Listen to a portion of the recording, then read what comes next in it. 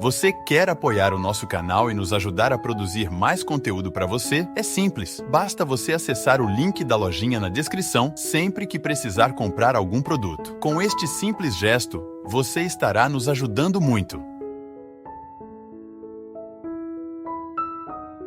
Tem tantas pessoas que falam assim: ai, eu vou casar para ser feliz.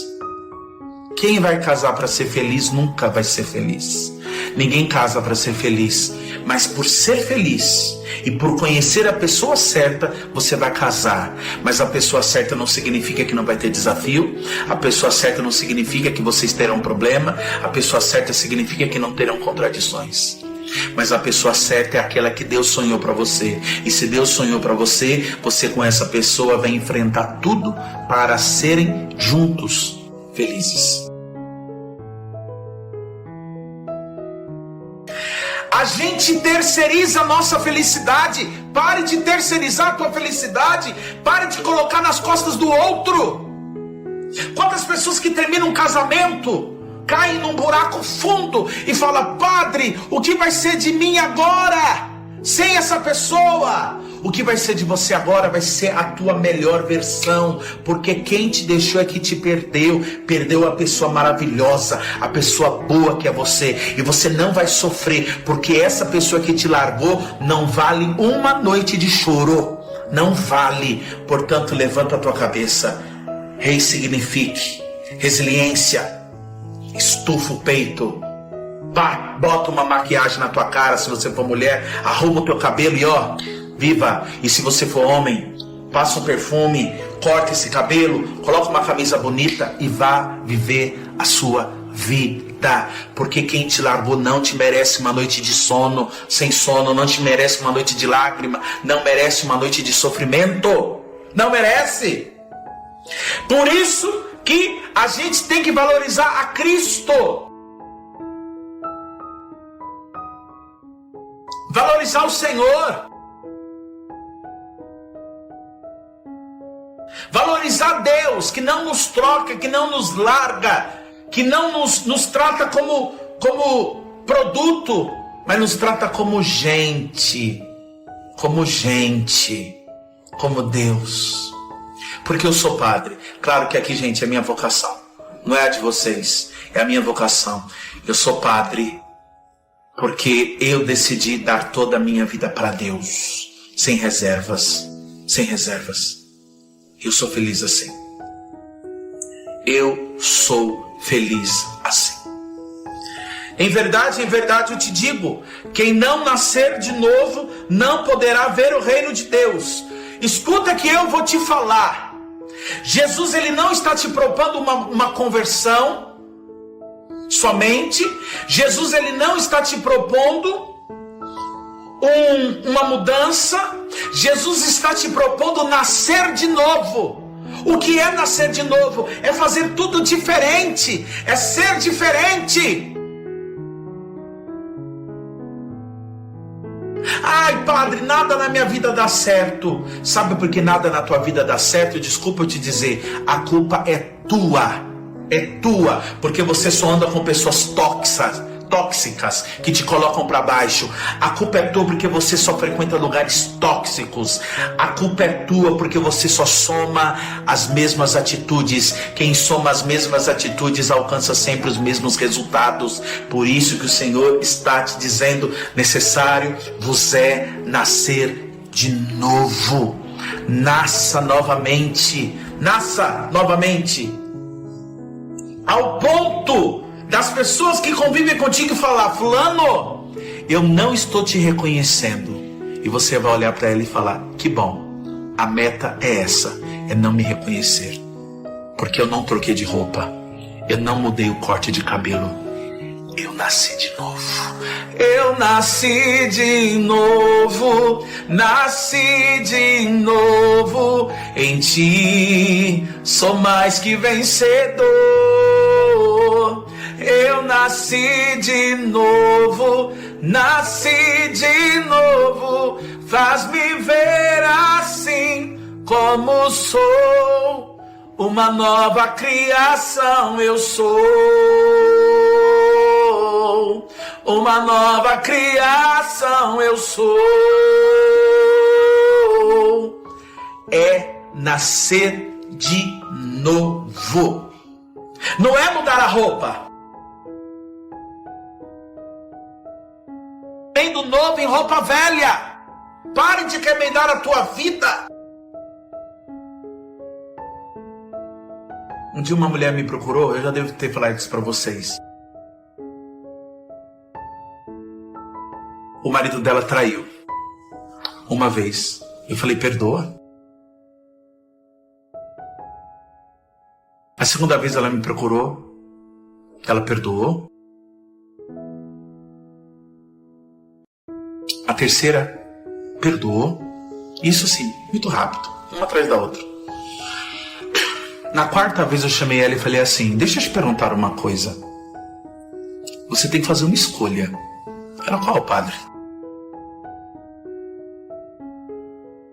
Ou você termina, ou você continue casado com o seu marido sabendo que ele vai te adulterar o resto da tua vida. Porque é uma, é duas, é três, é quatro das que você sabe. Se você soube de 4, multiplica por 4. Ela olhou para mim e falou assim, eu vou continuar com meu marido. Eu falei, então, a partir de hoje, saiba que você vai passar a vida toda sendo traída. Porque você aceitou a condição de adúltero do teu marido. Tem situações na vida que não muda, sabe por quê? Porque interiormente nós aceitamos essas condições. É aquele famoso golpe da barriga, mulher, vou engravidar porque ele vai ficar comigo, não vai. E se ficar, eu tenho dó de você, de um homem que fica do teu lado por causa do filho, e não porque ele te ama. O homem tem que ficar do teu lado porque ele te ama. Não ama somente o filho. Pare de aceitar certas condições na sua vida e viver uma felicidade mentirosa, como muitos casais vivem de aparência. Então a gente precisa sair dessa condição. Nicodemos perguntou, como pode um homem renascer sendo velho? Como eu posso mudar, padre? Como eu posso mudar? Eu estou nesse relacionamento há 25 anos. Você pode mudar, sim. Você pode mudar. A vida é feita de escolhas. Vocês têm nas mãos as escolhas. Você pode escolher, sim. A escolha é tua. O nosso medo, sabe qual é o nosso grande problema? É porque a gente é tão preguiçoso, a gente gosta da nossa zona de conforto, a gente é tão cômodo que a gente tem medo de recomeçar a vida. Recomece a tua vida e pare de viver uma falsa alegria, uma alegria mentirosa. Pare com isso. Pare. Abraão e Sara eram velhos quando moravam em Ur de Caldeus. Deus falou, larga tudo e vai para a felicidade que eu tenho para vocês. Eles idosos, eles largaram tudo e foram atrás da felicidade. E eles encontraram essa felicidade. Mas eu te digo, se você continuar sentado no teu sofazinho, com o teu celularzinho na mão, mexendo no Instagram, a vida toda, você não vai ser feliz. É preciso levantar. É preciso tomar uma atitude. É preciso tomar uma atitude. Saia da tua zona de conforto. Saia do teu comodismo. Saia. Saia. Saia do teu comodismo. Saia. Saia. Tire do papel os seus projetos. Você não é desenhista para ficar desenhando seus projetos no papel. Você tem que ser arquiteto, você tem que ser engenheiro, você tem que ser construtor. Coloca em prática os planos. Pare Pare de desenhar. No papel é bonito. Coloque em prática. Coloque em prática. Coloque em prática. Coloque em prática. Porventura pode se tornar um homem velho, entrar de novo no seio da sua mãe? Jesus, ele diz para você: em verdade eu te digo, quem não renascer da água e do Espírito não poderá entrar no reino de Deus. A proposta de Jesus Cristo para mim e para você hoje é nascer novamente, é nascer da água e do Espírito, é sair dessas manias velhas, é sair dessas coisas. Saia, abandone, deixa, para com isso. Saia. Por que sofro tanto por alguém que não corresponde ao meu amor? A sua resposta já está na sua pergunta. Você sofre tanto porque a pessoa não corresponde, né? É a coisa mais dura que existe. É um sofrimento terrível, não. A mais dura que existe, não, né? Tem tanta coisa pior que isso, né? Dor de cotovelo todo mundo já teve um dia. Primeira coisa que a gente precisa tomar cuidado, né? No momento que você tem essas paixões loucas pelos outros, né? Geralmente são paixões impossíveis. O que alimenta este sentimento é justamente a impossibilidade. Quanto mais você acha que é difícil conquistar aquela pessoa, mais seduzida você se sente por ela. Cuidado com isso. Isso não é amor. Isso é vontade de ganhar. Não é vontade de amar. E muitas vezes nós somos muito injustos com a gente e com o outro. É igual roupa na vitrine. Você já viu que a roupa na vitrine é sempre bonita e na hora que você veste você não é daquele jeito que era? Porque o manequim é perfeito, né? Não tem nenhuma gordurinha localizada nele, está tudo em ordem. Então aquilo é para iludir a pessoa que passa na porta e ela pensa: nossa, quando eu vestir aquela roupa eu vou ficar igual esse manequim. E é mentira, não vai ficar. O amor, esse amor impossível, ele é semelhante à roupa na vitrine. Ele sobrevive de você muito imaginar. Quanto mais você imagina que vai ser lindo você estar com aquela pessoa, quanto mais você idealiza o processo de estar com aquela pessoa, maior será o seu sofrimento.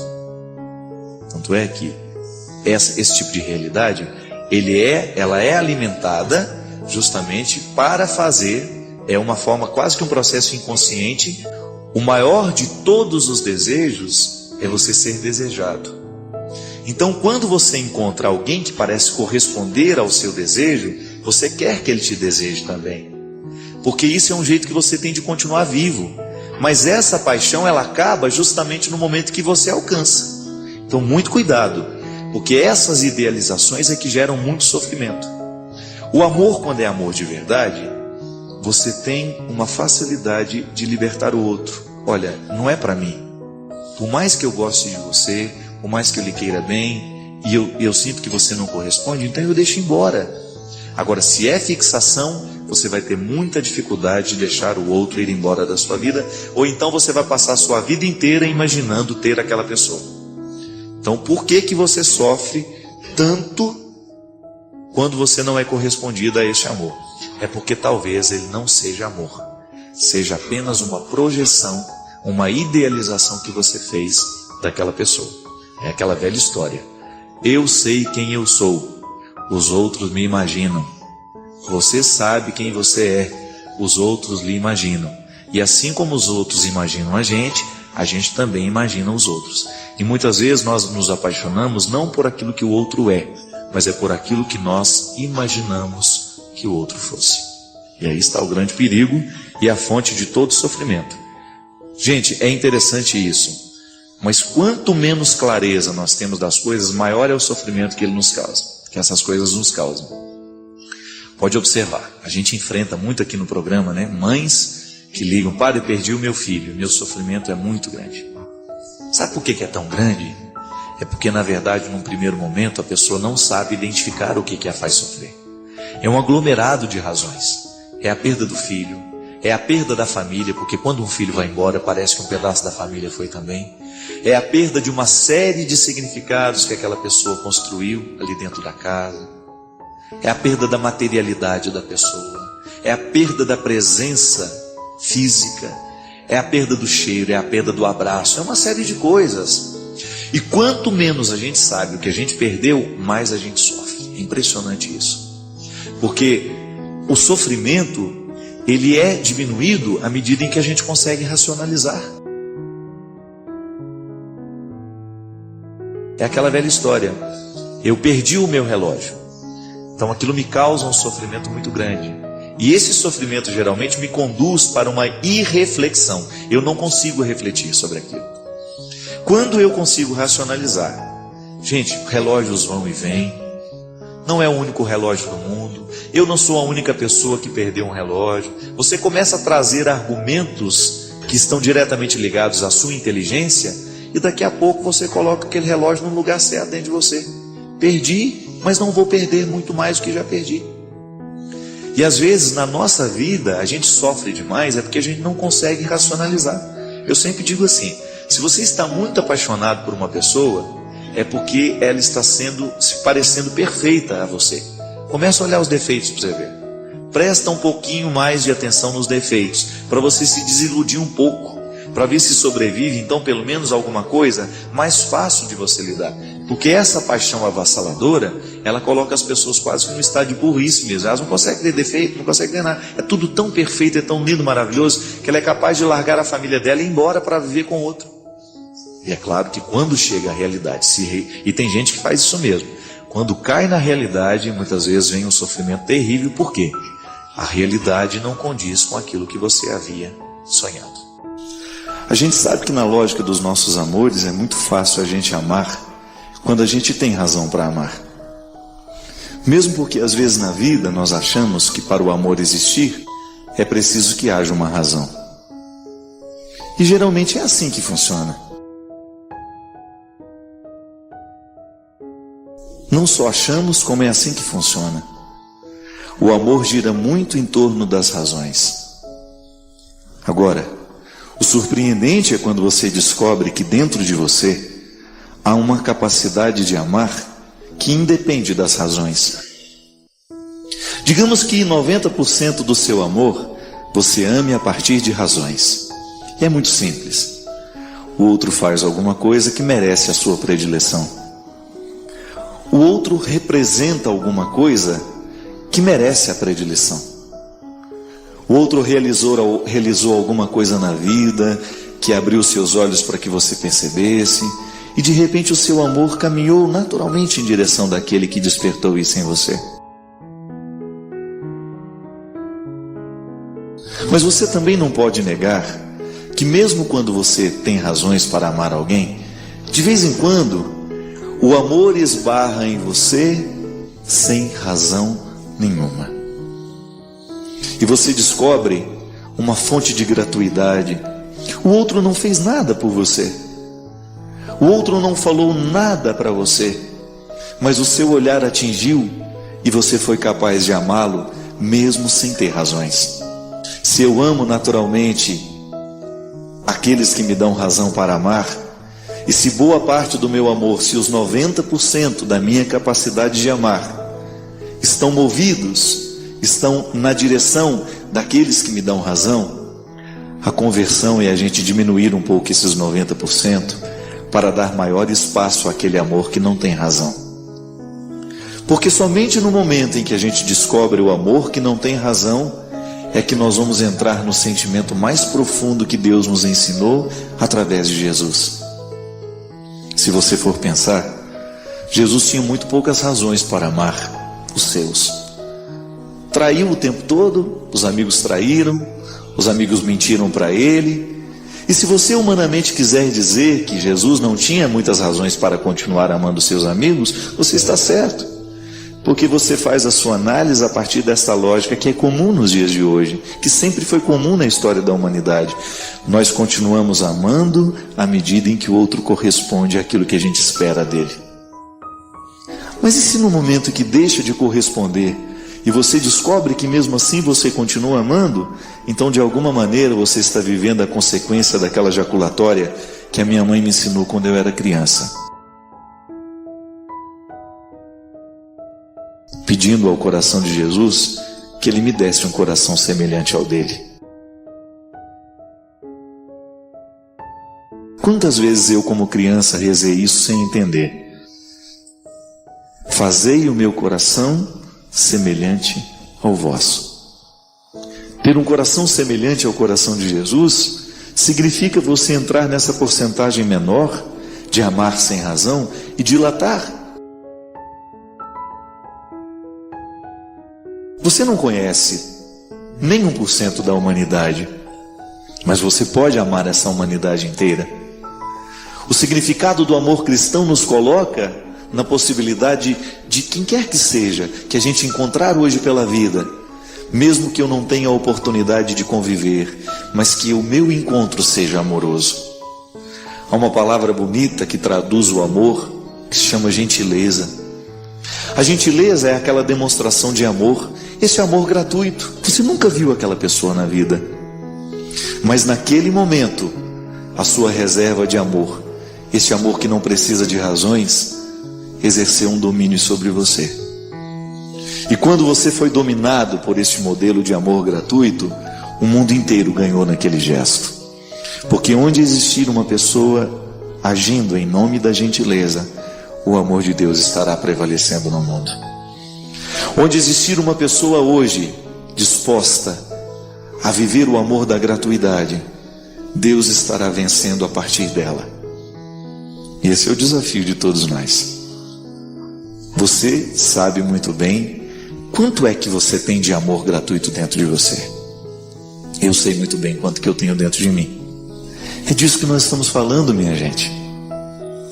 É a gente descobrir que quando o outro é intragável para mim, eu tenho que me desdobrar na direção dele. Não é por uma questão de vaidade você ser melhor que ele. Não, não. É para que os ódios do mundo diminuem a partir da nossa capacidade de amar. Às vezes nós temos aí tantas pessoas que não gostam de nós, tantas pessoas que falam mal de nós, que nos tratam mal.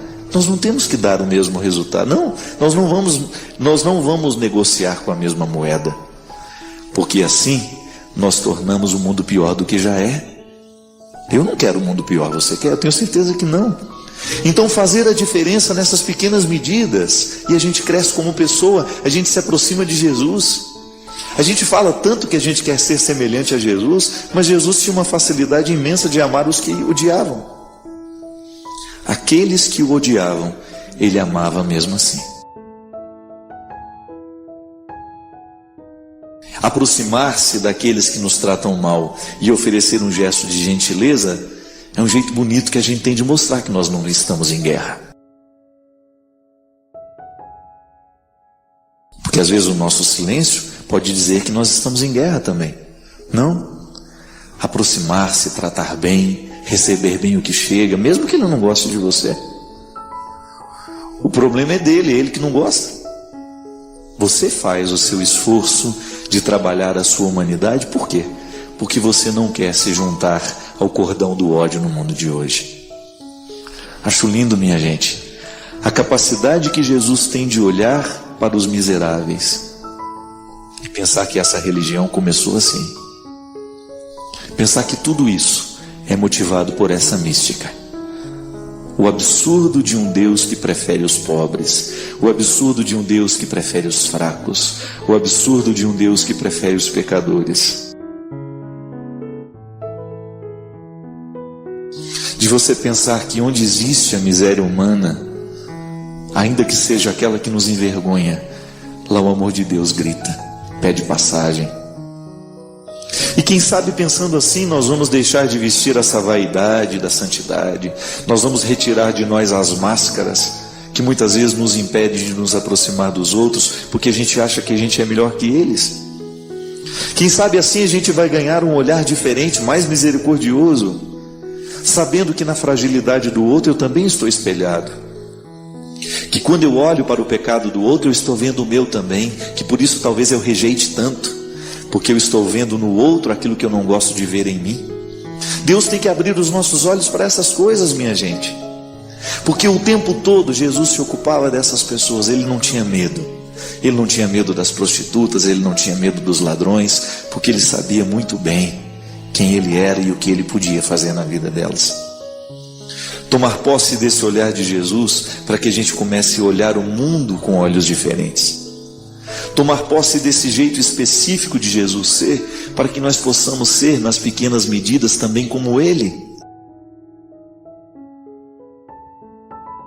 Que não caiba dentro de nós essa santidade vaidosa que nos distancia dos outros, não.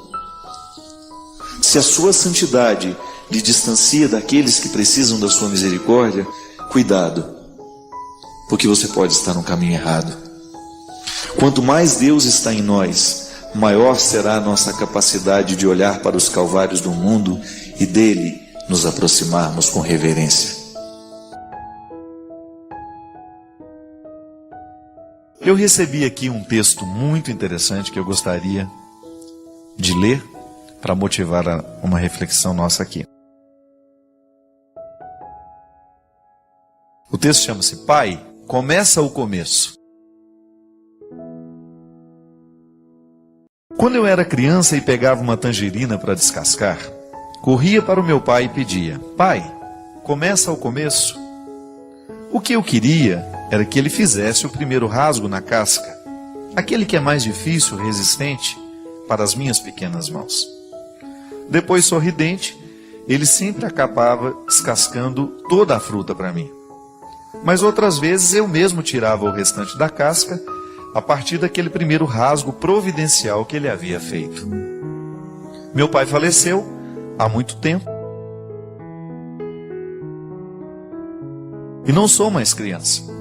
Mesmo assim, sinto grande desejo de tê-lo ainda ao meu lado para, pelo menos, começar o começo de tantas cascas duras que encontro pelo caminho. Hoje minhas tangerinas são outras. Preciso descascar as dificuldades do trabalho, os obstáculos dos relacionamentos com os amigos, os problemas no núcleo familiar, o esforço diário que é a construção do casamento, os retoques e pinceladas de sabedoria na imensa arte de viabilizar filhos realizados e felizes, ou então o enfrentamento sempre tão difícil de doenças, perdas, traumas, separações, mortes, dificuldades financeiras e até mesmo as dúvidas e conflitos que nos afligem diante de tantas decisões e desafios que enfrentamos. Em certas ocasiões, minhas tangerinas transformam-se em enormes abacaxis. Lembro-me então que a segurança de ser atendido pelo papai, quando pedia para começar o começo, era o que me dava a certeza que conseguiria chegar até o último pedacinho da casca e saborear, enfim, a fruta. O carinho e a atenção que eu recebia do meu pai me levaram a pedir a ajuda de Deus, meu Pai do céu, que nunca morre e está sempre ao meu lado. Meu pai terreno me ensinou que Deus, o Pai do céu, é eterno e que seu amor é garantia de nossas vitórias. Quando a vida parecer muito grossa, difícil, como a casca de uma tangerina para as mãos frágeis de uma criança, lembre-se de pedir a Deus: Pai, começa o começo. Não sei que tipo de dificuldades eu e você estamos enfrentando ou encontraremos pela frente na nossa vida. Sei apenas que vou me garantir no amor eterno de Deus para pedir sempre que for preciso: Meu Pai, começa o começo. Bonito, né? É verdade, você sabe que eu também muitas vezes pedi isso ao meu pai, que ele fizesse aquele primeiro rasgo, sobretudo a laranja também. A laranja era mais difícil de descascar, né? Ele fazia aquele miolinho e depois então eu começava. Eu gostava de ter essa autonomia, de aprender coisas que antes eu dependia de outras pessoas. Isso é o processo natural da vida, né? Amarrar os sapatos, por exemplo, são conquistas pequenas que representam muito na vida de uma criança. Eu me recordo que quando eu amarrei os meus sapatos sozinho pela primeira vez, aquilo foi uma comemoração, que eu fiz questão de mostrar para todo mundo que chegava. Desamarrava o sapato e amarrava de novo só para mostrar. Mas isso é importante demais no processo da nossa vida humana, a gente alcançar essas autonomias. É muito importante a gente aprender a fazer o que antes a gente não sabia fazer sozinho. Mas por outro lado, na vida espiritual, a gente sempre vai precisar levar conosco essa convicção de que nós temos um Deus que nos ajuda sempre nos começos, também nos meios e nos fins, né? E isso, você sabe que isso é muito maduro, a gente alimentar essa fé, porque a gente foge daquela convicção de que Deus, Ele está na nossa vida para realizar, para fazer tudo por nós. Não. Acreditar, a partir dessa metáfora bonita da mexerica que precisa ser retirada o primeiro pedaço da casca para depois a gente conseguir tirar tudo sozinho, é importante porque nós vamos professar uma fé madura que nos ensina que Deus não tem a obrigação de viver a nossa vida por nós, é responsabilidade nossa. Mas que Ele é a garantia amorosa de estar o tempo todo do nosso lado para nos sustentar no momento da dificuldade. Sabe, minha gente, a fé, ela funciona como esse amparo espiritual que nos ajuda a dar conta da vida, que nos ajuda a articular aquelas situações tão difíceis, porque a fé em Deus nos dá uma nova visão das coisas, não é? Deve ser muito difícil não crer em Deus e enfrentar problemas, por exemplo. A quem eu vou recorrer no momento da minha fragilidade? Não é? Claro, existem as situações humanas, mas o ser humano, ele tem sempre dentro do coração essa lacuna que o ser humano precisa sempre de ter alguém que é superior. Isso não é uma neurose, não. É bom você saber que alguém é maior que você. Isso para a criança é tão necessário, né? O meu pai cuida de mim, o meu pai é mais forte. Meu pai é muito mais forte do que eu. Quantas vezes a gente se orgulhava de dizer isso, né? Não era uma vergonha para a criança. Meu pai é muito mais forte. Então o reconhecimento da nossa fraqueza não era uma vergonha, porque existia uma satisfação em reconhecer que o pai era o poderoso da história. E que estar sob aquela proteção era um aconchego, era aconchegante. A fé faz a mesma coisa conosco. Eu luto o tempo todo pela minha autonomia humana, pela minha capacidade de resolver as minhas dificuldades, os meus problemas, mas em nenhum momento eu dispenso o amparo de saber que Deus está comigo. Que Deus me auxilia nos começos difíceis, que Deus me ampara nos momentos da minha luta, que Deus me ajuda a conduzir e a encaminhar as situações mais delicadas da minha vida. Domingo agora, por exemplo, eu tive a oportunidade de conhecer uma senhora que veio nos bastidores do acampamento. Eu já tinha conhecido o filho dela no aeroporto por acaso. Ele estava com a esposa e ele me falou assim: Padre Fábio, estou muito emocionado de encontrar o senhor aqui, porque o senhor não sabe o quanto que o seu programa foi importante na vida da minha mãe, no momento em que nós precisávamos sepultar o nosso irmão.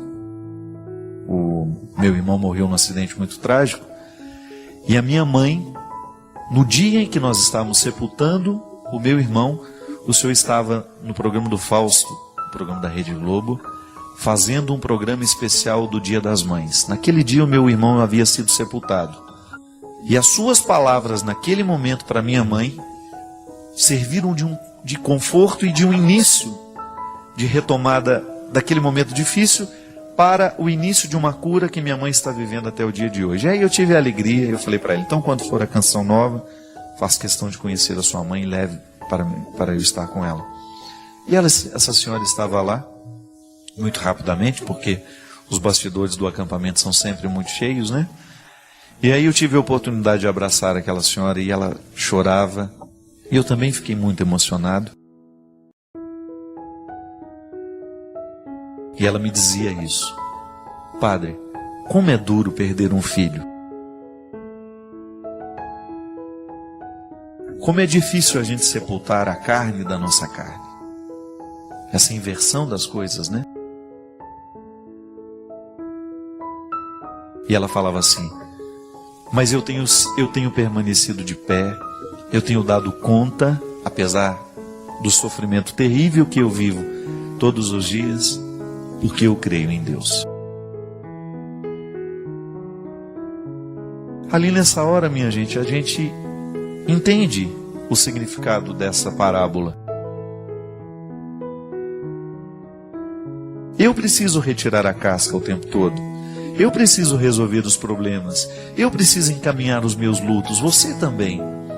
Mas quando nós temos essa convicção de que Deus está conosco, o coração fica melhor. O peso da vida fica aliviado. A vida continua sendo difícil, mas a fé em Deus nos fornece um arsenal. Ela nos oferece um instrumental que nos ajuda e muito a dar conta de tudo isso. Por isso que eu dizia, e volto a dizer, e nunca vou me cansar: crer em Deus é uma atitude de inteligência. Crer em Deus é razoável, porque toda vez que eu estou diante de alguém que me é superior, eu me sinto amparado por aquilo que é frágil em mim.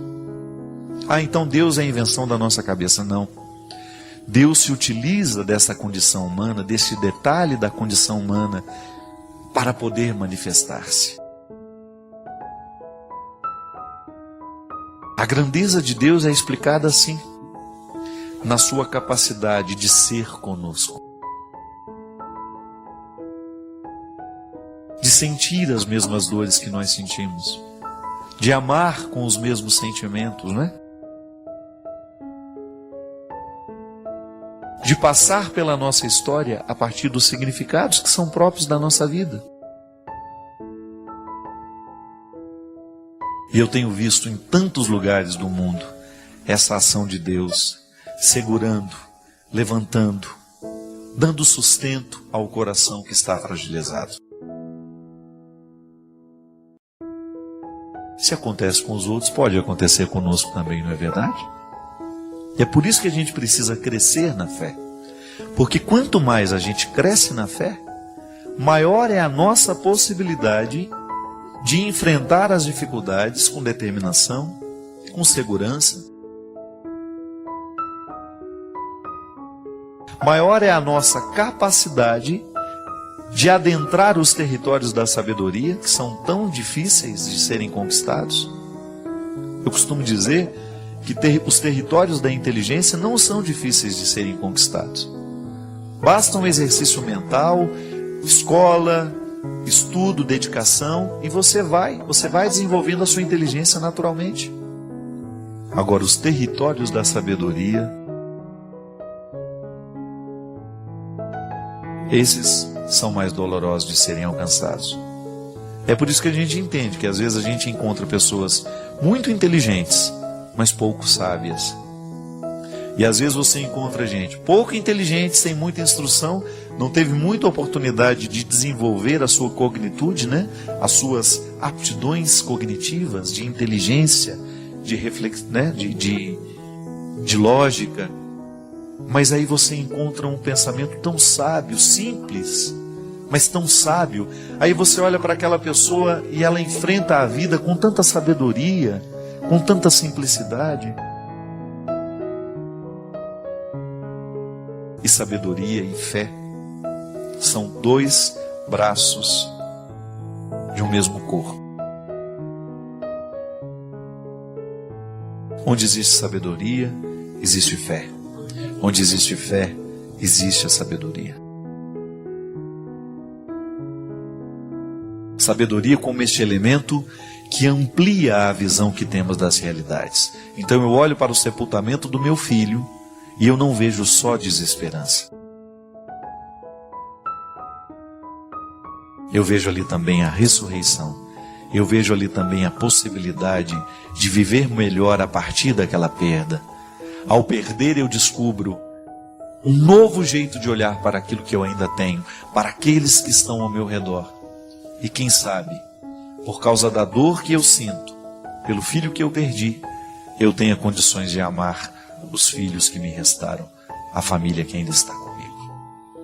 É uma sabedoria que nós precisamos atingir, é um resultado de fé que nós precisamos querer conquistar o tempo todo. Naquele meu livro, Quando o Sofrimento Bater à Sua Porta, se você tiver a oportunidade de lê-lo, eu falo ao longo do livro essas questões.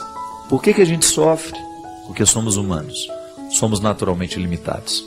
O sofrimento nasce do limite. Eu sou limitado, então eu não tenho como fugir do sofrimento. O sofrimento vai bater a porta de toda pessoa. Mais cedo ou mais tarde nós vamos enfrentar todas as dimensões do sofrimento. Sofrimento físico, sofrimento afetivo, sofrimento espiritual. Nós sofremos com as perdas, nós sofremos com ciúmes, nós sofremos com a dor, nós sofremos com a morte. Tudo isso faz parte da condição humana. Nenhum ser humano está livre de enfrentar. Hoje, por exemplo, nós estamos todos com a notícia que eu particularmente fiquei assustado, um rapaz tão jovem que descobriu que tem aquele câncer linfático. Na hora, disse que ele disse essa frase: eu estou pronto para a luta. Essa é a atitude mais coerente, de quem quer a vida. Porque na hora que o sofrimento bate na sua porta, você pode muito bem se entregar a ele. Ou então você pode recebê-lo bem na sua vida e estabelecer com ele um pacto. Tudo bem, eu vou te administrar, mas eu não pretendo que você me leve. Essa é a atitude mais sábia. Difícil, muda radicalmente a vida de uma pessoa. A gente já sabe que esse rapaz é afeito à reflexão, diz que é um rapaz muito inteligente, não é um cara bobo. Mas um momento como esse traz muita maturidade. Quantas pessoas, ao enfrentar o sofrimento, elas ultrapassam, elas vão além. Então, neste momento é importante, ao que sofre, saber administrar o que sofre, aquilo que está sendo o limite. A experiência do cuidado minimiza este sofrimento. A família estando presente. Cuidar do sofrimento daquele que está com a gente, daquele que a gente ama, é uma maneira muito concreta de amor. Eu estou ao lado, eu participo, eu não sou indiferente. E é assim, meu filho. É assim que a gente pode diminuir o peso do sofrimento no mundo. Sofrer não tem como. Todo mundo sofre. E seria uma bobagem da nossa parte pensar que nós não vamos ter sofrimentos, ou que nós podemos evitar, que o sofrimento venha visitar a nossa vida. Claro, eu preciso fazer de tudo para que a minha vida seja marcada pela sabedoria, para que eu faça as melhores escolhas, para que eu sofra menos. Então, quando eu administro bem a minha vida, é natural que eu vou ter condições de ter diante de mim, quem sabe, uma vida um pouco mais tranquila, um pouco mais harmônica. Mas e os acidentes da vida? E aquilo que eu não posso controlar? Então aí vem o momento da sabedoria, de nós fazermos da experiência do cuidado, que é naturalmente humana, uma experiência humana, de você cuidar, de você dar sentido àquilo que está acontecendo, de você então, de alguma maneira, superar aquilo que tanto nos machuca. Porque todo ser humano sofre. O sofrimento humano, ele nasce da condição de ser criatura, Então, eu não sou perfeito. Eu sofro de imperfeições. Por exemplo, essa semana eu perdi a voz. Fiquei desde domingo, ainda estou muito ruim. Minha voz está voltando aos poucos. Essa tosse que não sei mais o que fazer. Já até mandei importar enxofre de Marte para ver se fazendo um xarope desse enxofre, a gente melhore. O corpo sofre porque ele tem limites. Alguma coisa eu estou fazendo, alguma coisa no meu dia a dia tem provocado o meu desgaste. Claro, penso sobre isso o tempo todo, a minha missão é árdua, eu viajo demais, eu tenho muito deslocamento, tenho muitos eventos e tenho uma vida muito cheia. Tudo isso é um fator que eu preciso pensar. Quando eu não penso sobre esses fatores e continuo me expondo de um jeito errado ao trabalho, quando eu não tenho o devido descanso, eu estou abusando do meu limite. Então é natural que o meu sofrimento venha. Uma criança de 7 meses, ela pode até não fazer escolhas, mas ela está contextualizado num contexto, ela está num contexto em que as pessoas escolhem por ela. E ela já sofre pelo simples fato de ser criatura. Não tem como nós retirarmos o sofrimento da criatura, porque isso seria privar a criatura da sua liberdade. Muita gente faz essa pergunta que eu acho absolutamente desnecessária. Por que Deus permite o sofrimento no mundo?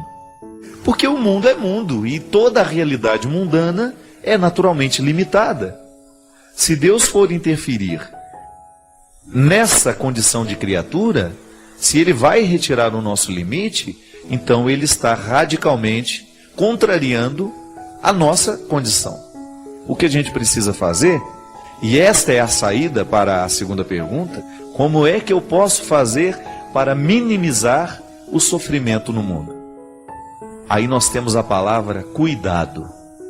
A experiência antropológica de cuidar e ser cuidado.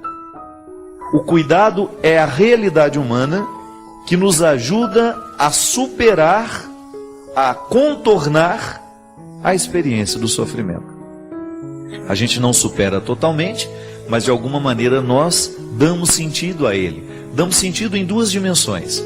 Ou porque nós o compreendemos, mesmo que a gente não consiga mudar, ou porque a gente, além de compreender, a gente consegue interferir naquele que sofre. Nós estamos acompanhando, por exemplo, a fome na Somália. É uma vergonha mundial isso. É lamentável que a gente tenha o gasto, que a gente sabe que é publicado o tempo todo, com armamentos, com instrumentos bélicos, com armas de destruição, que os países investam tanto por causa dessa segurança que a gente diz precisar ter, que se invista tanto em armas, e a gente esqueça de questões humanas e que a gente deixe de cuidar de situações humanas e que expõe essa ferida vergonhosa que é a fome. Acho que num mundo com tanta tecnologia, com tanto desenvolvimento, nós não podemos admitir mais a possibilidade da fome. E isso, como é que eu vou diminuir isso? Na experiência de cuidar. Como é que eu cuido dos famintos no mundo? Quando eu olho para o meu lado e descubro aqueles que estão mais próximos a mim e que eu posso alcançar. É claro, eu posso fazer uma doação para chegar lá na Somália, mas a gente também precisa saber que do nosso lado, aqui, muito próximo a nós, existem pessoas passando necessidades muito urgentes e que nós podemos socorrer. E essa experiência de cuidar e ser cuidado é que faz com que a gente, de alguma maneira, tenha condições de dar socorro a esse limite humano. Então, se por um lado eu não tenho como mudar a minha condição de criatura, por outro, eu aprendo que o cuidado me socorre nessa condição de criatura. Obrigado por se juntar a esta comunidade de aprendizado. Nos deixe saber suas ideias nos comentários. Inscreva-se para continuarmos nossa jornada juntos e convide outros a embarcarem nesta jornada.